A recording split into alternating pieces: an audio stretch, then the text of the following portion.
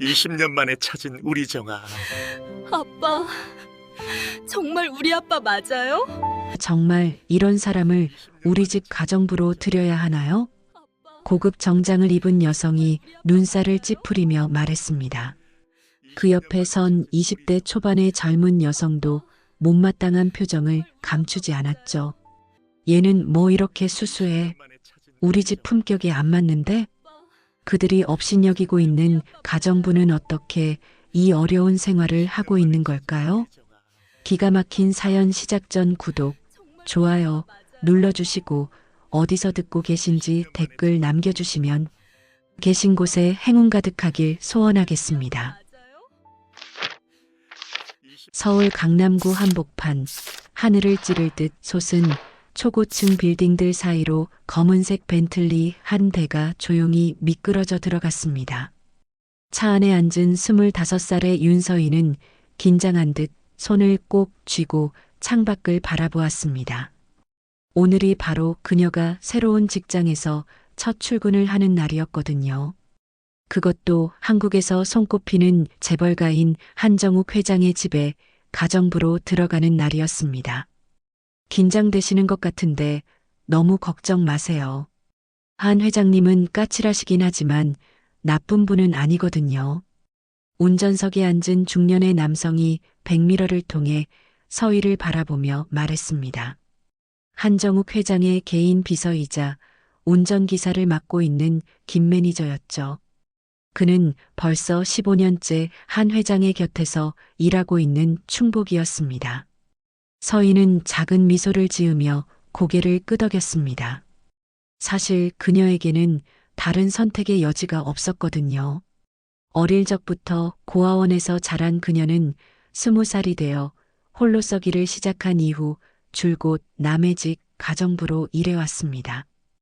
이번 일자리는 그동안 경험했던 곳들과는 차원이 달랐습니다. 월급부터가 기존 직장의 3배나 되었고 무엇보다 안정적이었거든요. 한 회장이 직접 그녀를 선택했다는 것도 놀라운 일이었습니다. 저희 도착했습니다. 김 매니저의 말에 서희는 창밖을 내다보았습니다.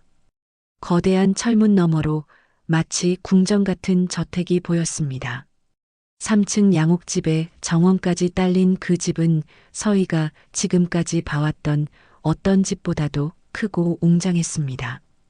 차에서 내린 서희는 작은 가방 하나를 들고 김 매니저를 따라 걸었습니다. 그녀의 모든 소지품이라고는 낡은 옷 몇 벌과 어릴 적부터 지니고 다니던 작은 목걸이가 전부였거든요.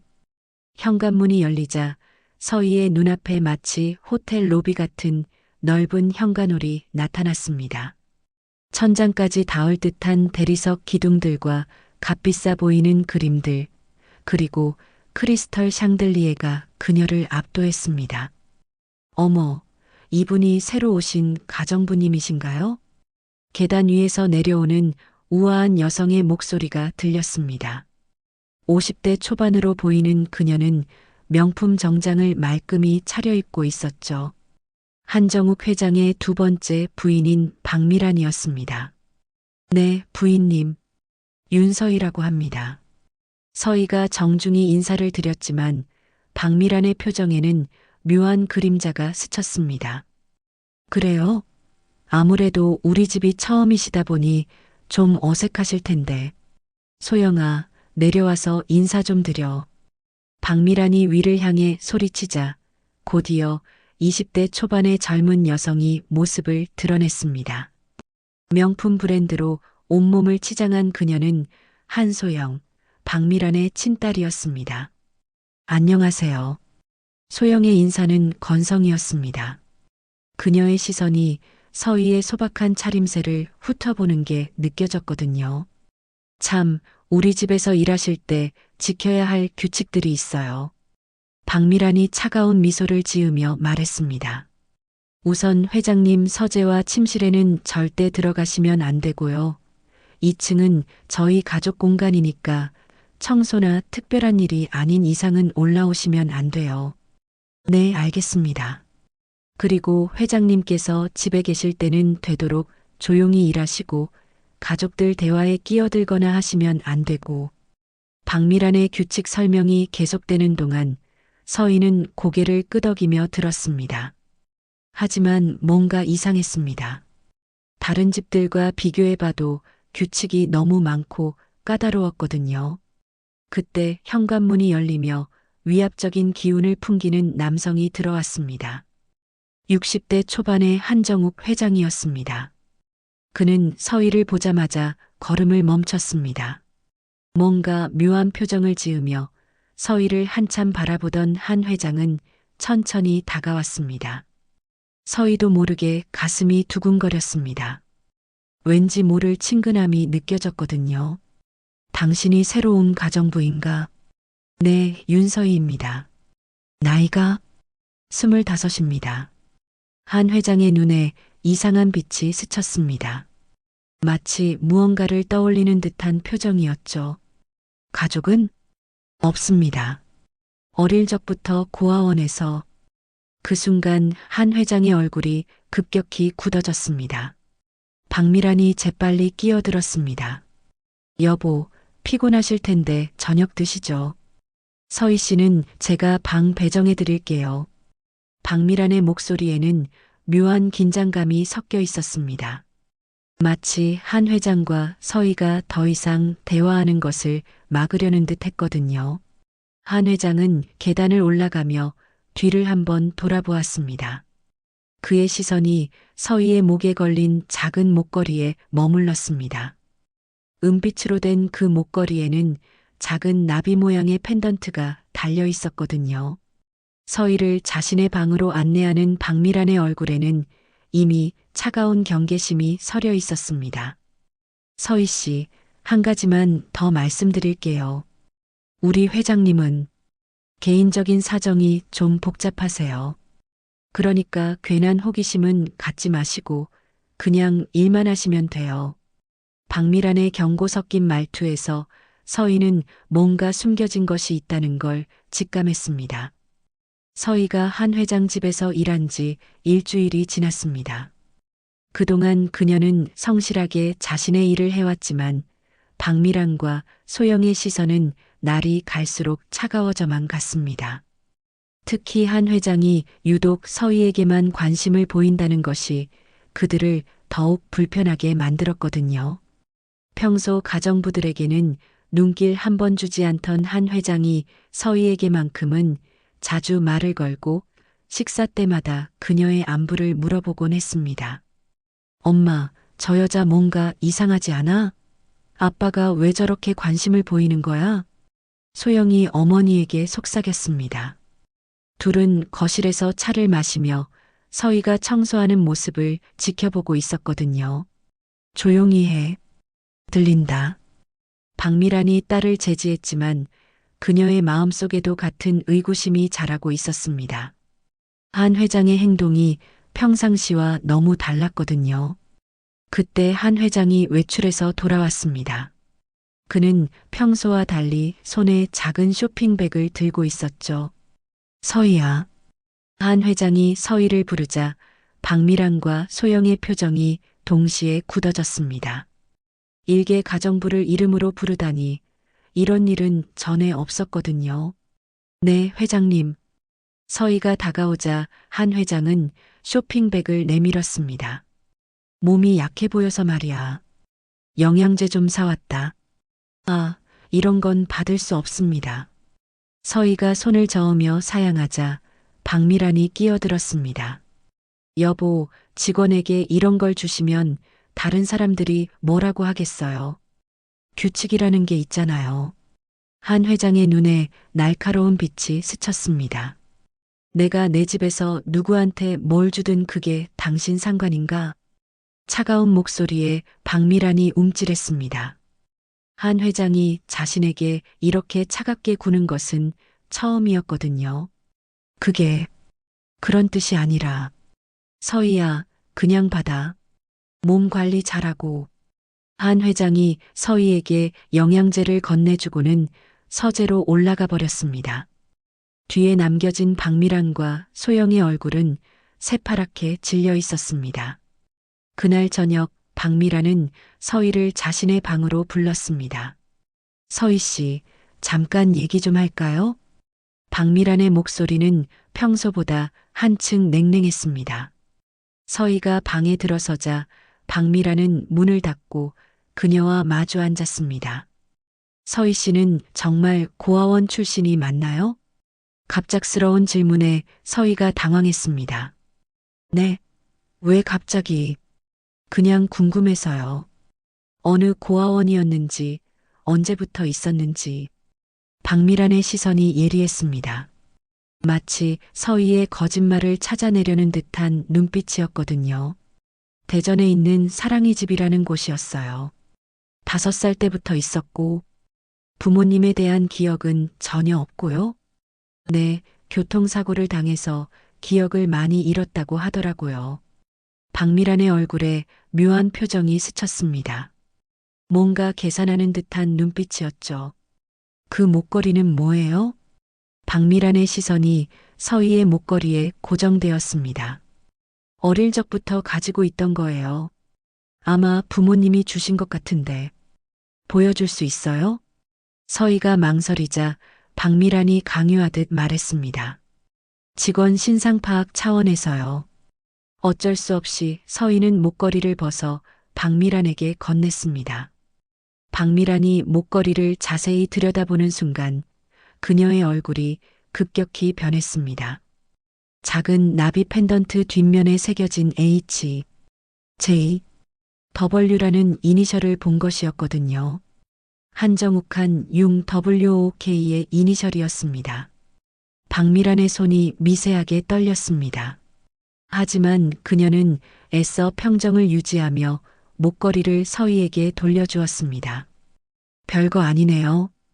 흔한 목걸이 같은데. 하지만 박미란의 머릿속은 이미 복잡해져 있었습니다. 설마 이 여자가 라는 생각이 스쳐 지나갔거든요. 그날 밤 박미란은 잠을 이룰 수 없었습니다. 20년 전 한정욱의 첫 번째 부인과 딸이 교통사고로 실종됐을 때의 일이 머릿속에 떠올랐습니다. 한정욱은 그때부터 지금까지 딸을 찾기 위해 천문학적인 돈을 써왔습니다. 전국의 고아원을 뒤지고 사립탐정들을 고용하고 심지어 해외까지 수소문했거든요. 만약 서희가 정말 그 딸이라면 박미라는 상상만으로도 끔찍했습니다. 지금까지 쌓아올린 모든 것이 물거품이 될 수도 있으니까요. 다음 날 아침 박미라는 비밀리에 사립탐정 사무소에 전화를 걸었습니다. 윤서희라는 사람 신상 조회 좀 부탁합니다. 철저히 파헤쳐 주세요. 박미란의 목소리에는 섬뜩한 결의가 담겨 있었습니다. 한편 서희는 이런 상황을 전혀 모른 채 평소와 다름없이 일을 하고 있었습니다. 하지만 뭔가 이상한 시선들을 느끼고 있었거든요. 박미란과 소영이 자신을 바라보는 눈빛이 예전과 달라졌다는 것을 말이에요. 특히 소영은 대놓고 서희를 괴롭히기 시작했습니다. 어머, 여기 먼지가 남아있네? 다시 청소해 주세요. 멀쩡히 깨끗한 곳을 가리키며 트집을 잡는가 하면 물 온도가 너무 뜨거운 것 같은데 다시 받아주실래요? 이미 적당한 온도의 물을 다시 받으라고 시키기도 했습니다. 서희는 묵묵히 견뎠습니다. 이런 일은 다른 집에서도 종종 겪었던 일이었거든요. 하지만 이곳에서만큼은 뭔가 다른 이유가 있다는 걸 직감하고 있었습니다. 서희가 한 회장 집에서 일한 지 한 달이 지나면서 상황은 점점 더 복잡해져 갔습니다. 박미란이 사립탐정을 통해 조사한 결과 서희의 과거에는 의심스러운 부분들이 많았거든요. 서희가 있었다는 대전의 고아원 기록에는 분명 윤서희라는 아이가 있었지만 그 아이가 들어온 시기와 한정욱의 딸이 실종된 시기가 정확히 일치했습니다. 게다가 나이도 똑같았죠. 엄마, 정말 저 여자가 아빠의 딸일까? 소영이 불안한 목소리로 물었습니다. 만약 서희가 정말 한정욱의 친딸이라면 소영은 하루아침에 모든 상속권을 잃게 될 판이었거든요. 아직 확실한 건 아니야. 하지만 만약을 대비해야 해. 박미란의 목소리는 차갑게 가라앉아 있었습니다. 그녀는 이미 계획을 세우고 있었거든요. 그 무렵 한 회장의 행동은 더욱 이상해졌습니다. 서희를 볼 때마다 마치 무언가 확인하려는 듯한 눈빛을 보냈고 자꾸만 과거 얘기를 꺼내려고 했습니다. 서희야, 혹시 어릴 적 기억 중에 바다 여행 같은 게 있나? 아니면 놀이공원에서 회전목마 탄 기억은? 한 회장의 질문들은 모두 자신의 딸과 함께했던 추억들과 관련된 것이었습니다. 하지만 서희는 기억하지 못했죠. 사고로 인한 기억 상실 때문에 5살 이전의 기억이 거의 없었거든요. 그럴 때마다 한 회장의 얼굴에는 실망과 아쉬움이 교차했습니다. 하지만 포기할 수는 없었어요. 너무나 많은 부분이 일치했으니까요. 김 매니저, 혹시 DNA 검사를 비밀리에 할 수 있는 방법이 있을까? 한 회장이 김 매니저에게 조심스럽게 물었습니다. 김 매니저는 오랫동안 한 회장을 지켜봐 온 사람이었기에 그의 마음을 누구보다 잘 알고 있었거든요. 회장님, 혹시 서희 씨가 확실하지 않아. 하지만 가능성이 있다면 확인해 봐야지. 김 매니저는 고개를 끄덕였습니다. 그도 서희를 처음 봤을 때부터 뭔가 이상한 느낌을 받았었거든요. 특히 서희의 목걸이를 봤을 때는 더욱 그랬습니다. 알겠습니다. 조심스럽게 처리하겠습니다. 하지만 이런 움직임을 박미란이 놓칠 리 없었습니다. 그녀는 집 곳곳에 몰래 카메라를 설치해서 한 회장의 일거수일투족을 감시하고 있었거든요. 이 변호사, 나 좀 봐주실래요? 박미란이 한정욱의 고문 변호사인 이 변호사에게 전화를 걸었습니다. 이 변호사는 겉으로는 한 회장에게 충성하는 척하지만 사실은 박미란과 은밀한 관계를 유지하고 있었습니다. 무슨 일이세요, 부인? 한 회장님이 DNA 검사를 하려고 하는 것 같아요. 서희라는 가정부와요. 이 변호사의 목소리에 긴장감이 섞였습니다. 그렇다면 정말 그 아이일 가능성이 있다는 말씀인가요? 가능성이 높아 보여요. 그래서 미리 손을 써야 해요. 박미란과 이 변호사는 비밀스러운 계획을 세우기 시작했습니다. 서희가 진짜 한정욱의 딸이라는 것이 밝혀지기 전에 그녀를 이 집에서 쫓아내야 했거든요. 며칠 후 기회가 왔습니다. 한 회장이 며칠간 출장을 가게 된 것이었죠. 박미란은 이 기회를 놓치지 않았습니다. 서희 씨, 회장님 서재 청소 좀 해주실래요? 평소 절대 들어가지 말라고 했던 서재 청소를 시키는 박미란의 말에 서희가 당황했습니다. 그런데 저는 들어가면 안 된다고. 회장님이 출장 가시기 전에 청소하라고 하셨어요. 거짓말이었지만 서희는 어쩔 수 없이 서재에 들어갔습니다. 서재는 정말 장관이었습니다. 벽면을 가득 채운 책들과 값비싼 골동품들, 그리고 커다란 책상 위에는 각종 중요한 서류들이 놓여 있었거든요. 서희가 조심스럽게 청소를 하고 있을 때 갑자기 소영이 나타났습니다. 어머, 여기서 뭐 하세요? 청소하라고 해서. 청소? 근데 저건 뭐예요? 소영이 가리킨 곳을 보니 바닥에 값비싼 도자기 화분이 깨져 있었습니다. 하지만 서희는 그런 적이 없었어요. 분명 누군가 미리 깨뜨려 놓은 것이었습니다. 저는 건드린 적이 없는데요. 뭐라고요? 이 화분이 얼마짜리인지 알아요? 몇 천만 원 하는 골동품이라고요. 소영의 소리에 박미란이 달려왔습니다. 어머, 이게 뭐예요? 엄마, 이 사람이 아빠 서재에서 화분을 깨뜨렸어요. 박미란의 얼굴에는 이미 준비된 분노의 표정이 떠올라 있었습니다. 서희 씨, 이걸 어떻게 설명할 거예요? 정말 제가 한 게 아니에요. 누군가 미리. 미리? 그럼 누가 했다는 거예요? 지금 이 집에는 우리만 있는데? 박미란의 논리에 서희는 할 말을 잃었습니다. 정말 억울했지만 증명할 방법이 없었거든요. 이런 중요한 실수를 하다니. 회장님께서 돌아오시면 어떻게 하죠? 박미란이 한숨을 쉬며 말했습니다. 하지만 그녀의 눈에는 계산된 만족감이 떠올라 있었습니다. 한 회장이 출장에서 돌아온 날, 서희는 그야말로 절체절명의 위기를 맞았습니다. 박미란과 소영이 꾸민 화분 사건은 완벽한 함정이었거든요.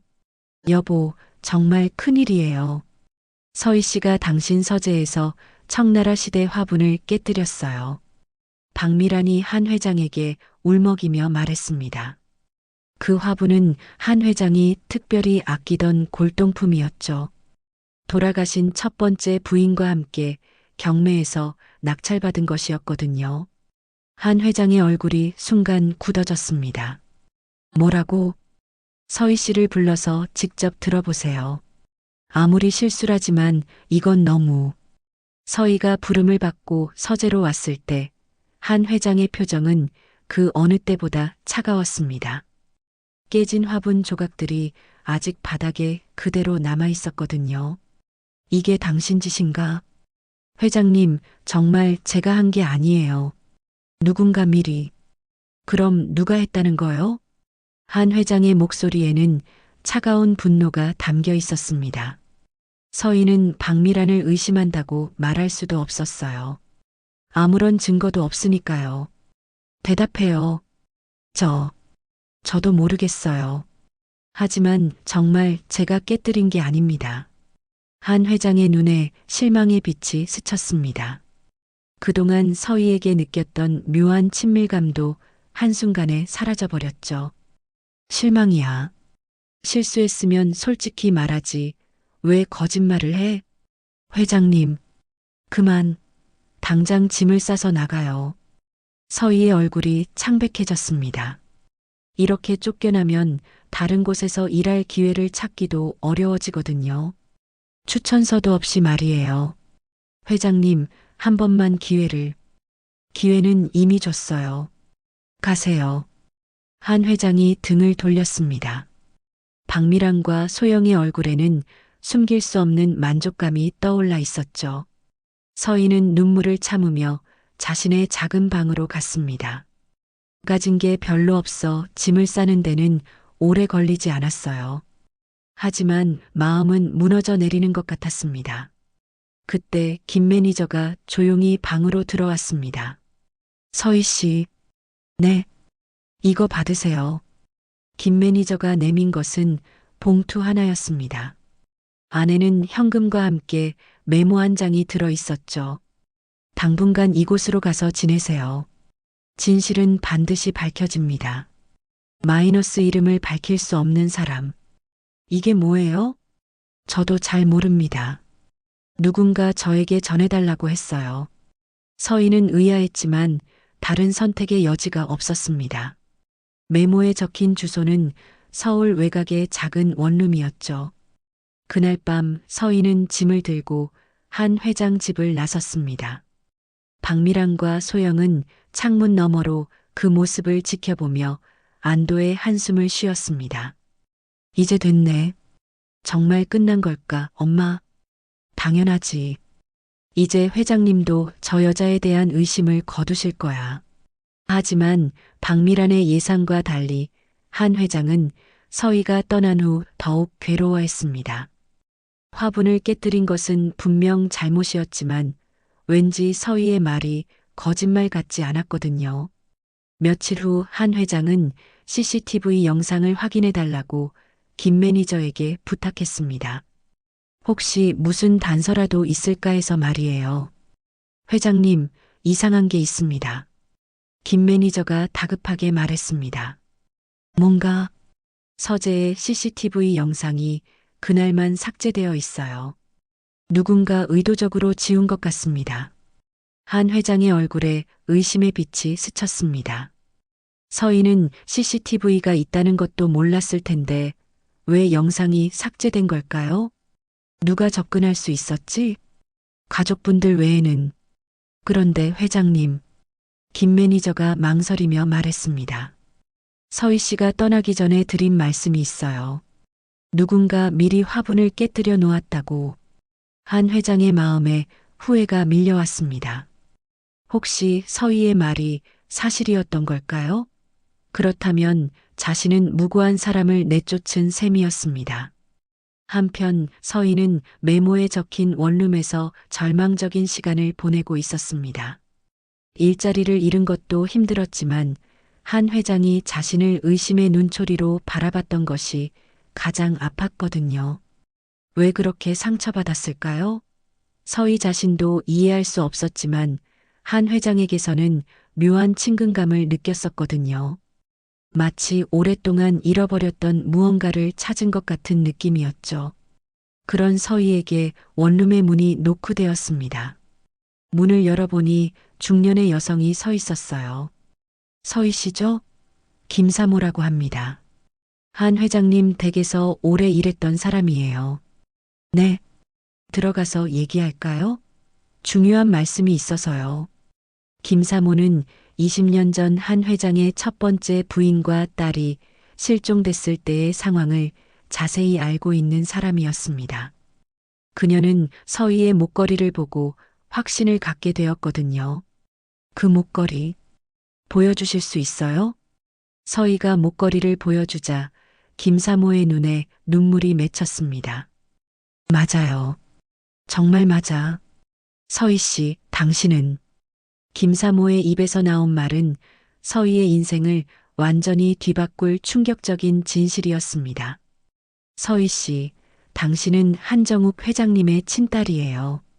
김사모의 말에 서희는 그 자리에 주저앉을 뻔했습니다. 도무지 믿을 수 없는 소리였거든요. 그게 무슨 말씀이세요? 20년 전 회장님의 첫 번째 부인이셨던 윤미경 여사님과 5살이던 딸 정아가 교통사고를 당했어요. 어머님은 그 자리에서 돌아가셨지만 정아는 실종되었죠. 김사모가 차근차근 설명했습니다.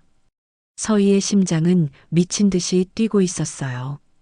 그 목걸이는 회장님이 정아의 5번째 생일에 선물로 주신 거예요.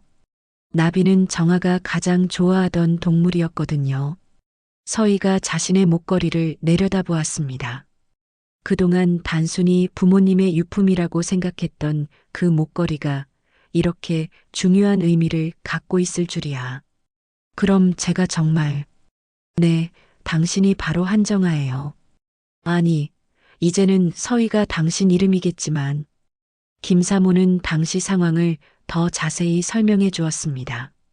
사고 당시 정아는 기억을 잃은 채 병원에서 실종되었고, 한 회장은 그때부터 지금까지 딸을 찾기 위해 모든 수단을 동원해 왔다고 했습니다. 그런데 왜 이제서야 말씀해 주시는 거예요? 박미란 때문이에요. 김사모의 목소리에 경고의 빛이 섞였습니다. 그 여자는 당신이 진짜 회장님의 딸이라는 걸 이미 눈치챘어요. 그래서 당신을 내쫓으려고 그 음모를 꾸민 거고요. 서희는 모든 상황이 이해되기 시작했습니다. 박미란의 차가운 시선, 소영의 괴롭힘, 그리고 화분 사건까지 모든 게 계획된 일이었던 거죠. 그럼 제가 어떻게 해야 하나요? 일단은 조심해야 해요. 박미란은 상속권을 잃지 않기 위해서라면 뭐든 할 사람이거든요. 김사모는 서희에게 중요한 증거 하나를 보여주었습니다. 바로 20년 전 사고 당시의 병원 기록이었어요. 이 기록을 보면 당신이 정아라는 걸 증명할 수 있어요. 그리고 DNA 검사를 받으면 확실해지겠고요. 서희는 복잡한 심정이었습니다. 평생 고아라고 생각하며 살아왔는데 갑자기 재벌의 딸이라니. 믿기지 않으면서도 한편으로는 그동안 느꼈던 묘한 친근감이 설명되는 것 같았어요. 그런데 회장님께서 저를 내쫓으셨는데 그것도 박미란의 계략이에요. 회장님은 이미 후회하고 계실 거예요. 김사모의 말이 맞았습니다. 한 회장은 서희를 내쫓은 것을 몹시 후회하고 있었거든요. 특히 CCTV 영상이 삭제된 것을 알고 난 후부터는 더욱 그랬습니다. 김 매니저, 서희를 찾아봐. 네, 회장님. 그런데 어디로 갔는지, 무슨 수를 써서라도 찾아야 해. 내가 잘못 판단했을지도 모르거든. 하지만 서희를 찾는 것은 쉽지 않았습니다. 박미란이 미리 모든 연결고리를 차단해 놓았거든요. 그 사이 박미란은 안심하고 있었습니다. 성가신 존재를 제거했다고 생각했으니까요. 이제 됐어, 소영아. 앞으로는 우리끼리 편하게 살 수 있을 거야. 정말 다행이야, 엄마. 그런데 아빠가 계속 서희를 찾고 있는 것 같은데? 금방 포기할 거야. 어차피 증거도 없고. 하지만 박미란의 계획에는 한 가지 허점이 있었습니다. 김사모의 존재를 몰랐던 거죠. 김사모는 서희에게 중요한 조언을 했습니다. 일단 증거를 더 모아야 해요. 그리고 회장님께 진실을 알리는 방법도 신중하게 생각해야 하고요. 어떻게요? 박미란이 방해할 테니까 직접적인 방법보다는 우회적인 방법이 필요해요. 김사모는 서희에게 한 가지 계획을 제안했습니다. 박미란의 음모를 역이용하는 것이었죠. 한편 한 회장은 점점 더 불안해지고 있었습니다. 서희에 대한 그리움이 날로 커져갔거든요. 그녀를 보면 죽은 아내와 잃어버린 딸이 떠올랐는데 이제 그런 느낌을 다시 경험할 수 없다는 것이 견딜 수 없었어요. 김 매니저, 정말 서희를 찾을 수 없나? 계속 찾아보고 있습니다만. 그때 박미란이 나타났습니다. 여보, 아직도 그 사람 생각하세요? 도둑질이나 하는 사람을. 도둑질? 한 회장의 목소리가 날카로워졌습니다.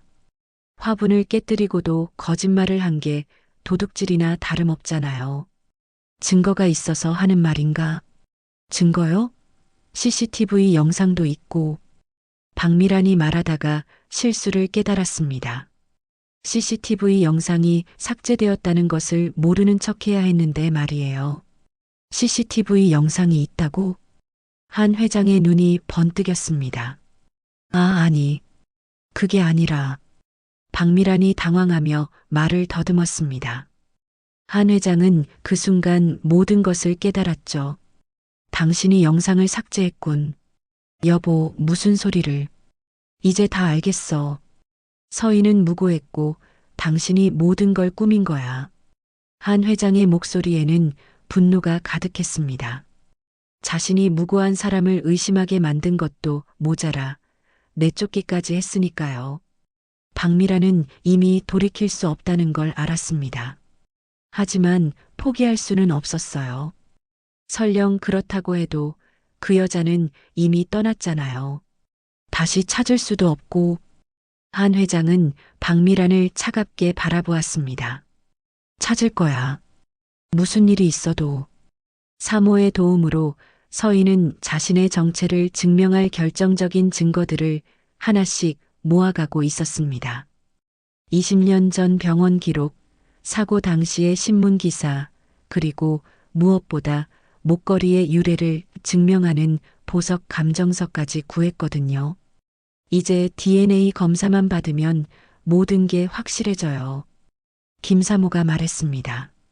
하지만 문제는 한 회장을 직접 만날 방법이 없다는 것이었어요. 박미란이 모든 접촉 경로를 차단해 놓았거든요. 회장님께 편지라도 써볼까요?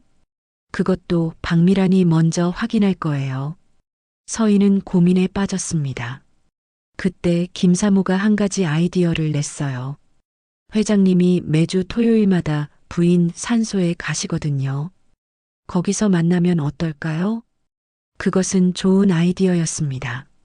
한 회장은 매주 토요일이면 어김없이 첫 번째 부인 윤미경의 산소를 찾아갔거든요.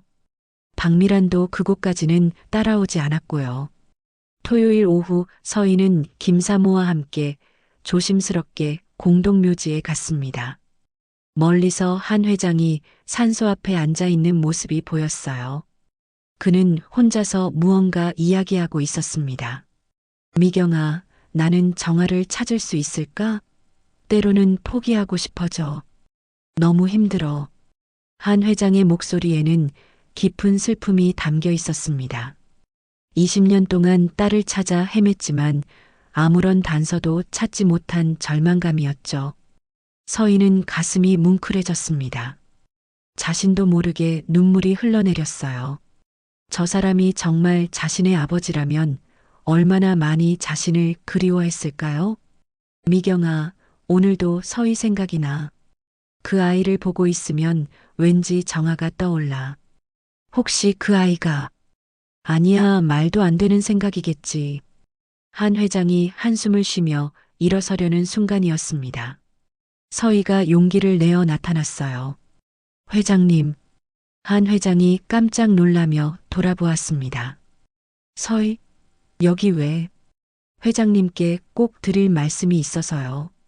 한 회장의 얼굴에 복잡한 감정이 스쳤습니다. 미안함과 그리움이 뒤섞인 표정이었죠.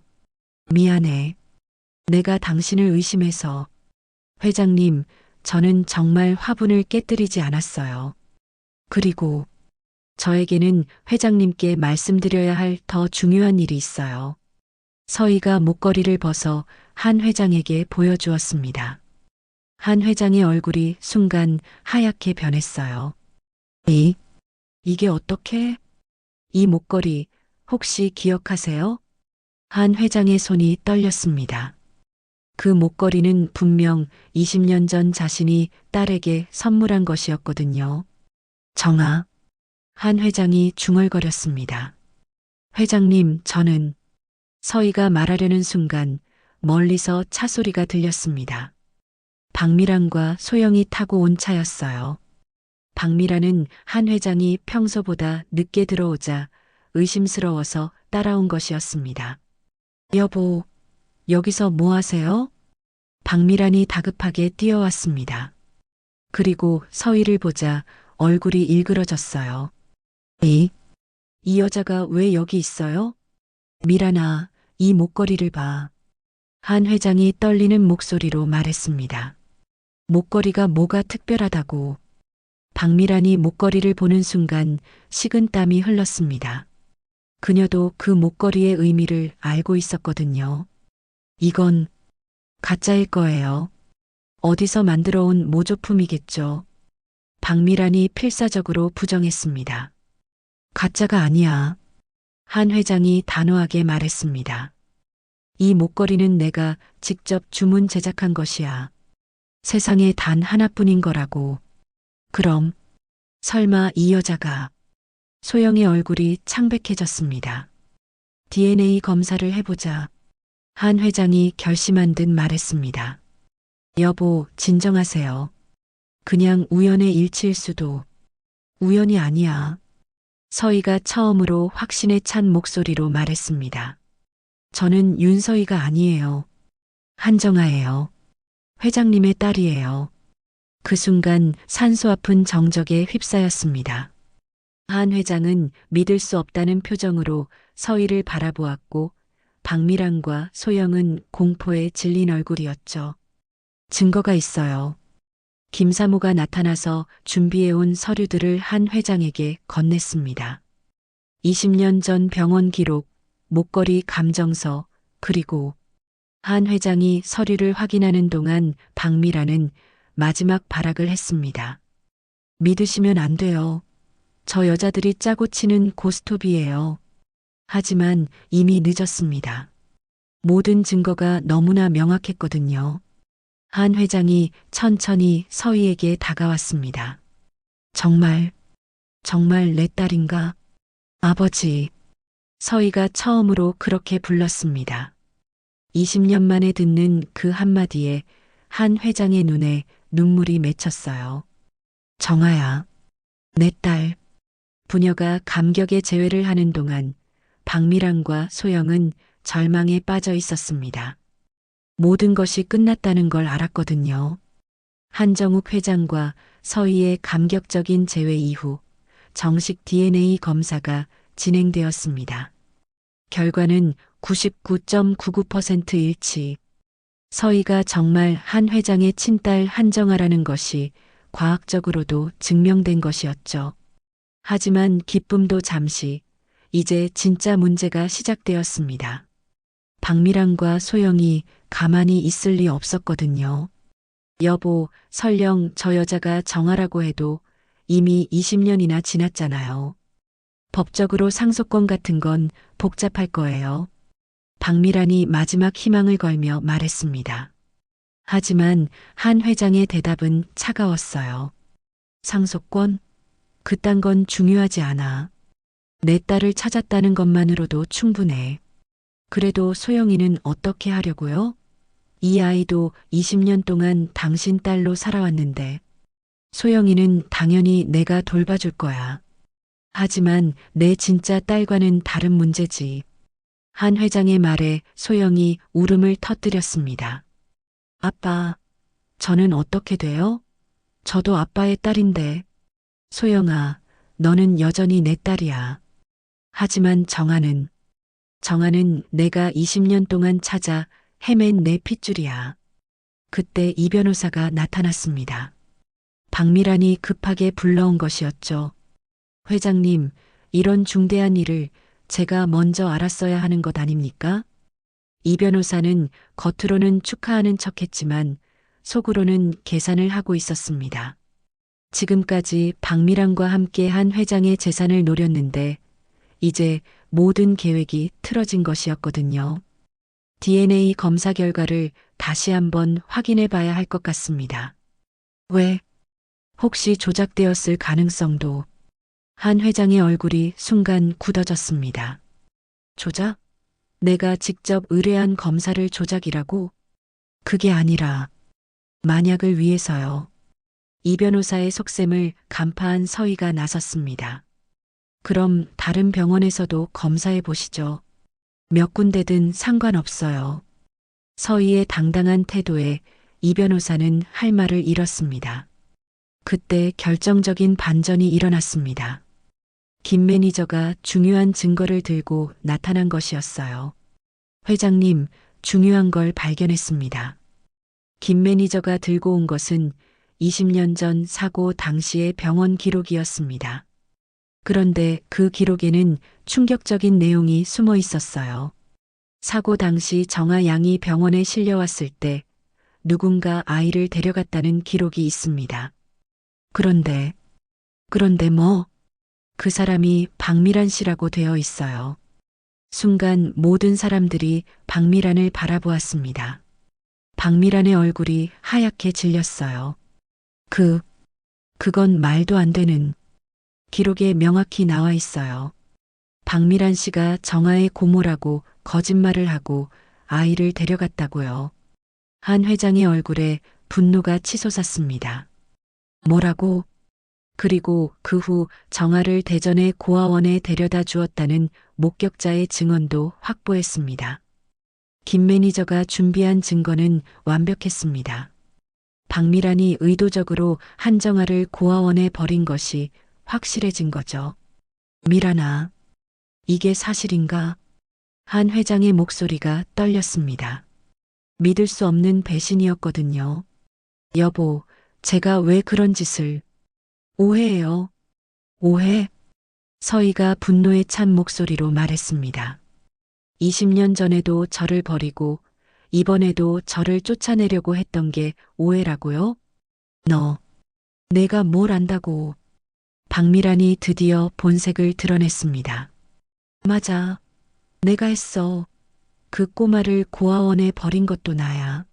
그래서 뭐, 내가 그러지 않았으면 지금의 내 자리는 없었을 거야. 충격적인 고백에 모든 사람들이 말을 잃었습니다. 20년 전 사고 소식을 듣고 병원에 갔을 때 그 애가 혼자 있는 걸 봤어. 기억도 잃고 아무것도 모르는 상태로 말이야. 박미란의 고백이 계속되었습니다. 그래서 고모라고 거짓말하고 데려나온 거야. 그리고 아무도 모르게 고아원에 버렸지.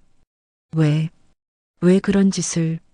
한 회장이 절망적인 목소리로 물었습니다. 왜겠어? 당신을 차지하기 위해서지. 그 애만 없으면 당신은 언젠가 새로운 여자를 만날 거라고 생각했어. 그리고 그 여자가 바로 나가 되기를 바랐던 거야. 박미란의 계획적인 범행이 모두 드러났습니다. 그녀는 20년 전부터 한 회장을 노리고 있었던 것이었어요. 엄마가 정말 그런 짓을. 소영도 충격에 빠져 있었습니다. 자신의 어머니가 그렇게 악독한 사람이었다니 믿을 수 없었거든요. 그래, 나는 악녀야. 하지만 나는 살아남았어. 20년 동안 이 자리를 지켜왔다고. 박미란이 자포자기 상태로 소리쳤습니다. 한 회장은 너무나 큰 충격에 그 자리에 주저앉았습니다.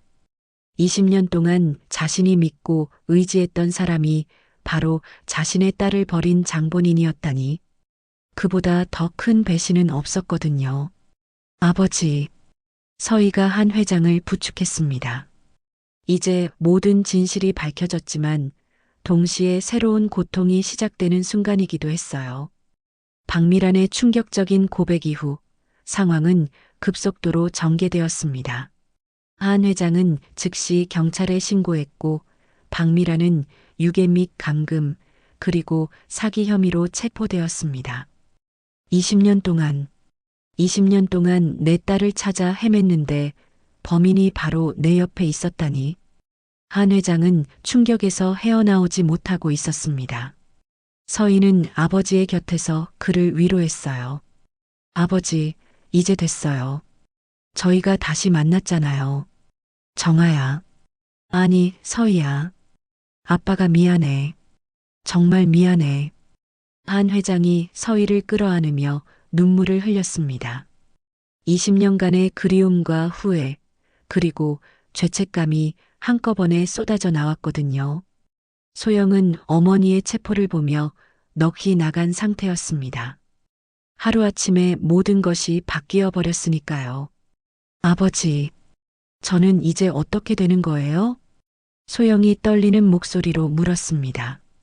한 회장은 소영을 바라보며 복잡한 감정에 휩싸였어요. 소영도 피해자였거든요.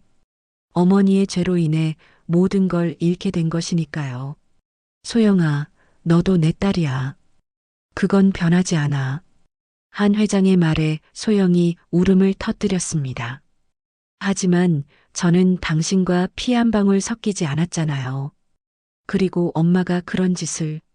혈연이 전부가 아니야. 20년 동안 아버지로서 너를 사랑했던 마음은 진짜였어. 한 회장의 마음은 복잡했지만 소영을 버릴 수는 없었습니다. 그 아이도 어머니의 욕심 때문에 피해를 본 것이니까요. 며칠 후 이 변호사도 박미란과 공모했던 죄로 구속되었습니다. 그는 지난 10년 동안 한 회장의 재산을 빼돌리는 일에 가담했던 것이 드러났거든요. 변호사라는 자가 어떻게 이런 짓을. 김 매니저가 분통을 터뜨렸습니다. 사람을 겉모습으로 판단하면 안 되겠어요. 서희가 담담하게 말했습니다. 오랜 시간 고생하며 살아온 그녀는 이미 인간의 이중성을 잘 알고 있었거든요. 그로부터 한 달 후, 한 회장은 정식으로 서희를 딸로 인정하고 호적을 정리했습니다. 윤서희는 다시 한정아가 되었죠. 하지만 서희는 그동안 써온 이름을 완전히 버리지는 않았습니다. 서희라는 이름도 소중해요. 20년 동안 저와 함께한 이름이니까요. 그래서 그녀는 한서희라는 이름을 쓰기로 했습니다. 과거와 현재를 모두 아우르는 이름이었죠. 한편 소영은 큰 변화를 겪고 있었습니다. 어머니의 진실을 알고 난 후 그녀는 자신의 삶을 되돌아보기 시작했거든요. 지금까지 너무나 안일하게 살아왔다는 것을 깨달았어요. 언니. 아니, 서희 언니. 소영이 서희에게 다가왔습니다. 예전의 거만한 모습은 온데간데 없고 진심으로 사과하는 표정이었어요. 그동안 정말 미안했어요. 저도 몰랐어요. 엄마가 그런 사람인 줄. 소영아, 그건 내 잘못이 아니야. 서희가 따뜻하게 말했습니다. 하지만 저는 언니를 괴롭혔어요. 이유도 없이. 이제 됐어. 우리는 앞으로 자매로 살아가야 하니까. 서희의 따뜻한 마음에 소영은 더욱 눈물을 흘렸습니다. 자신이 그렇게 괴롭혔던 사람이 오히려 자신을 용서해 주다니. 한 회장도 새로운 변화를 겪고 있었습니다. 딸을 되찾은 기쁨도 있었지만 동시에 20년간의 공허함을 어떻게 메워야 할지 고민이었거든요. 서희야, 아빠가 너에게 해줄 수 있는 게 뭐가 있을까? 아버지만 있으면 충분해요. 서희의 답변에 한 회장은 감동했습니다. 돈이나 재산이 아닌 정말 아버지를 원한다는 그 마음이 고마웠거든요. 그래도 지난 20년을 보상해주고 싶어. 그럼 저희 같이 좋은 일을 해보면 어떨까요? 서희가 제안했습니다. 좋은 일? 고아원 아이들을 위한 일 같은 거요. 저처럼 가족을 찾지 못한 아이들을 도와주는 거예요. 한 회장의 눈이 반짝였습니다. 그것은 정말 의미 있는 일이었거든요. 좋은 생각이야. 우리가 함께 그런 일을 한다면. 그렇게 부녀는 새로운 시작을 위한 계획을 세우기 시작했습니다. 과거의 아픔을 딛고 더 나은 미래를 만들어가는 것이었죠. 몇 달 후 정아재단이라는 고아원 지원 재단이 설립되었습니다. 한 회장과 서희가 함께 만든 것이었어요. 소영도 그 일에 동참했습니다. 진정한 가족이 되어가는 과정이었죠. 박미라는 법정에서 징역 15년을 선고받았습니다. 유괴, 감금, 사기 등 여러 죄목이 인정되었거든요. 그녀는 마지막까지 후회하지 않는다고 했지만 누구도 그녀를 동정하지 않았습니다. 엄마를 면회 가야 할까요? 소영이 물었습니다. 아무리 잘못을 했어도 어머니였으니까요. 그건 내가 결정할 일이야. 하지만 너무 무리하지는 마. 한 회장이 말했습니다. 소영도 이제 자신만의 길을 걸어가야 했거든요. 그렇게 한 가족의 긴 악몽이 끝이 났습니다. 진실이 밝혀지고 정의가 실현되고 무엇보다 잃어버렸던 가족이 다시 만날 수 있게 되었죠. 서희는 이제 더 이상 혼자가 아니었습니다. 사랑하는 아버지와 새로운 동생이 있는 진정한 가족을 찾은 것이었어요. 그리고 그들은 앞으로 많은 사람들에게 희망을 전해줄 계획이었습니다. 과거의 상처는 완전히 지워지지 않을 수도 있지만 그 상처를 딛고 더 강해질 수 있다는 것을 그들은 보여주었습니다. 진정한 가족의 의미는 혈연이 아니라 사랑에 있다는 것도 함께 말이에요. 특히 인상 깊었던 건 서희의 마음이었어요. 그렇게 괴롭힘을 당하고도 소영을 용서하고 진정한 가족으로 받아들이는 모습에서 진짜 강한 사람이 무엇인지 보여준 것 같아요. 원망과 복수보다는 용서와 화해를 선택한 그녀의 마음이 가장 아름다웠습니다.